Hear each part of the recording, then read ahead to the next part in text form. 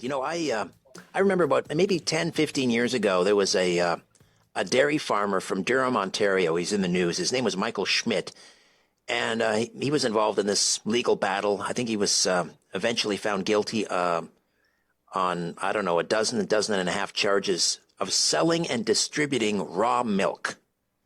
It's Right. not illegal. Yeah, Michael's a good friend of mine. I was involved in that somewhat. I wrote a position paper and presented it at Queen's Park back in 2008. So what is the law in Canada? You can, it's legal. You can drink unpasteurized milk. It's just, you can't sell it. It's against the law. Why can't we as Yeah. Canadians decide whether we want to buy unpasteurized or pasteurized milk? Well, it goes back in history to a lot of farmers in the 1800s that were adulterating the milk and creating a lot of problems, unfortunately, for children. And so what happened in the late 1800s is the farmers were feeding the cows swills. So they would get the mash from local distilleries and feed it to the cows, and the cows would get really, really sick, and the milk in turn would be contaminated. And unfortunately, babies who drank that milk could get sick and die. There were a lot of other very unhygienic practices that were going on among these inner city dairies. And so they did have a high infant mortality rate from children who got sick from drinking this swill milk. It was called actually the milk problem. And so when you contrast what was happening to these inner city dairies, in the country, Richard, the cows were still very healthy. The milk was very healthy. People weren't getting sick and dying from this raw milk. And so there's a big difference between the two different types of quality of the raw milk. And unfortunately, they came forward and started pasteurizing the milk and thinking that was the solution to the problem. And really, it's duct taping problem with the way the cow is being raised. And so when you look at farmers like Michael Schmidt, who's doing what I would call sustainable agriculture, very authentic types of farming practices, you're going to see much, much healthier products coming out of his farm than you would a factory farm, not only from a nutrient density standpoint, but also because there'll be a less of a chance of any kind of infection happening because his animals are all out on pasture, getting the fresh air, getting the sunshine, and basically being treated in a very humane way. And in What are contrast to these factory farms, yeah. what are the benefits of drinking raw milk? Well, you get all the benefits of the microbial environment from the milk. So you're going to get a lot of very favorable bacteria, for example, that are going to help you with your gut diversity. So it's going to help you with your immune system. It's going to help you with your digestion. Yesterday, I spoke to Mark McAfee. He's a CEO and founder of Raw Farm USA, formerly known as Organic Pastures Dairy.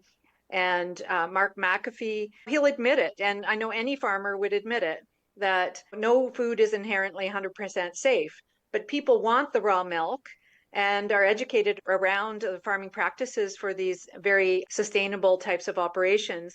But they come to people like Mark or come to people like Michael, and they might have a child who has asthma or who has a skin condition or any kind of chronic health condition, and they start drinking raw milk, and a lot of people get well. I'm sure they're doing other things as well, but they tend to enjoy a lot of health benefits from drinking raw milk. Pasteurized milk, of course, is sterilized. It's dead. It hasn't got all this wonderful microbial activity within it. So the enzymes are basically nullified through the heat process. And you don't have that with raw milk. You get all the benefits of the enzymes, of the probiotics, and it's just easier on the digestive system, and it's a much more healthful product. You mentioned Mark McAfee, and he's in the news, I guess, because Robert F. Kennedy Jr., incoming Health and Human Services Secretary, assuming he is confirmed by the Senate, is talking about Mark McAfee becoming an FDA advisor. So Robert F. Kennedy Jr. is bullish on raw milk. Do you see the United States maybe loosening the regulations on raw milk and then eventually maybe that happening in Canada? Yeah, we hope so. I spoke to Mark yesterday, and he's hoping this has a trickle effect into Canada. It really, again, like you said, Richard, it depends on whether or not RFK does get his nomination. He's gone to Mark McAfee. He's asked him if he would be an advisor to the FDA. Mark knows a lot about food safety, and he knows how to improve the safety of our food supply through his own observations in terms of how you're supposed to be raising these animals. And so I'm looking forward to it. I really want to see this liaison happen. I want to see RFK get his position because he knows a lot about nutrition. He knows a lot about natural health.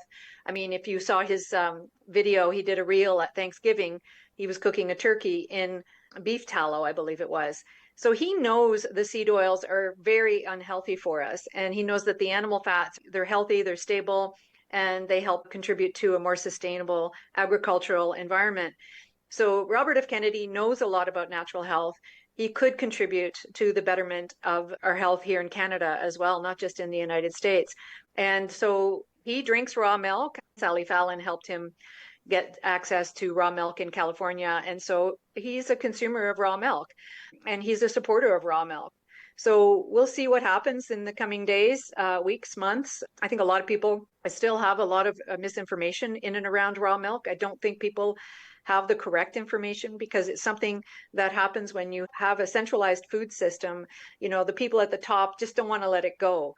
And these small producers are a thorn in their side. They're taking 1%, 2% of their profits away from them, and they don't like it. So they also don't like the fact that in these farms where the animals are healthy, they're a statement, they're a testament to how we should be raising our animals. And they're a threat, essentially, to these larger operations who have very filthy, unethical types of animal husbandry. So we'll see what happens. I mean, I think consumers are demanding more sustainable forms of agriculture. They're demanding more nutrient-dense foods. They know the importance about buying local. I mean, if we don't have these farmers, what's going to happen to us? Are we going to be dependent on an entirely centralized food system where the care is just not there in terms of raising the animals? Or are we going to start deriving more of our food from China? I don't want that. I think people are starting to get more and more aware about the importance of buying from local farmers.